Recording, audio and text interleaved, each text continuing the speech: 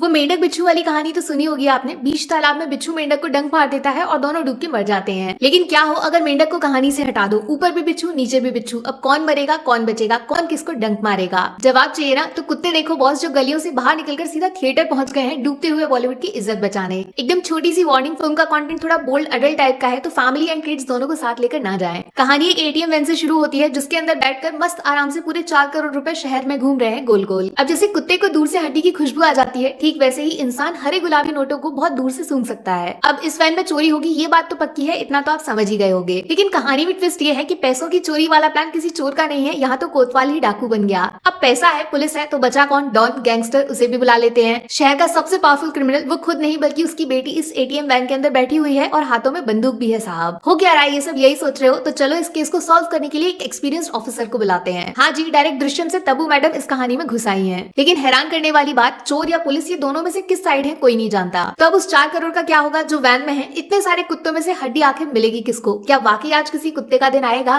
देखो boss, film वही मजेदार होती है जिसमें कोई हीरो ही ना हो, सबके सब विलन बन जाए, वहां से पब्लिक हिल जाती है। गलत सही तो पुराना हो गया, 2 गलत में से कौन जीतेगा, ये कॉन्सेप्ट किसी भी फिल्म को इंटरेस्टिंग बना सकता है। फिल्म के अंदर बटरफ्लाई इफेक्ट का इस्तेमाल किया गया है बड़ी चालाकी से। सिंपल शब्दों में बोलूं तो एक मेन कहानी के अंदर 4-5 छोटी छोटी कहानियां सुनाना और एंड में उन सबको आपस में जोड़ देना। जैसे धमाल में बहुत सारे लोग डब्ल्यू के पीछे भाग रहे थे, याद है? किसको मिलेगा, कैसे मिलेगा, वो सब जानने में एक अलग ही इंटरेस्ट आता है ना। एंडिंग जानने के लिए पूरी फिल्म कब देख ली समझ ही नहीं आता। ठीक वैसे ही कुत्ते में भी एक रेस चल रही है, बस यहाँ कॉमेडी ब्लडी ट्रेजेडी में बदल गई, खून खराबा बंदूकें दे दनादन। और कमाल की बात जानते हो, इस मारपीट के बीच में भी डायरेक्टर साहब ने डार्क कॉमेडी ढूंढ के निकाली है। ऐसे अनएक्सपेक्टेड फनी मोमेंट्स हैं जिसपे हंसने में भी खुद पे शर्म आती है। किसी की मौत तक पे हंसी आ जाना, ये सिर्फ सिनेमा की ताकत है बॉस। अब इसमें पीछे म्यूजिक और डाल दिया इन्होंने। हंसू, नाचू या फिर मारपीट को एंजॉय करूं, दिमाग कंफ्यूज हो जाएगा तुम्हारा। आपने कमीने देखी है, बॉलीवुड की कल्ट क्लासिक फिल्म जिसने एक्शन थ्रिलर वाली कैटेगरी को एकदम फाड़ के रख दिया था। तो बस ये वाली फिल्म उस मास्टरपीस को एक ट्रिब्यूट की तरह है, वही सेम टू सेम स्टाइल में इस फिल्म को भी बनाया गया है। बढ़िया बात यह है कि पूरी फिल्म एकदम अनप्रेडिक्टेबल टाइप की है, जबरदस्त सस्पेंस। एक्चुअली फिल्म में कैरेक्टर्स हैं भी बहुत सारे, तो पूरे 2 घंटे आपका दिमाग कभी इधर तो कभी उधर भागता रहेगा। कहानी में क्या होगा, कैसे होगा, बस आप गैस कर सकते हो। ऐसा कुछ आपने अगर पहले देखा नहीं है तो सस्पेंस आसानी से खुलेगा नहीं। प्लस तुमने कास्टिंग देखी है फिल्म की, Konkona with Tabu and Radhika, Kumud Mishra with Naseeruddin sir. भाई ये लोग एक नकली कहानी को भी पूरा असली बना सकते हैं अपनी एक्टिंग से।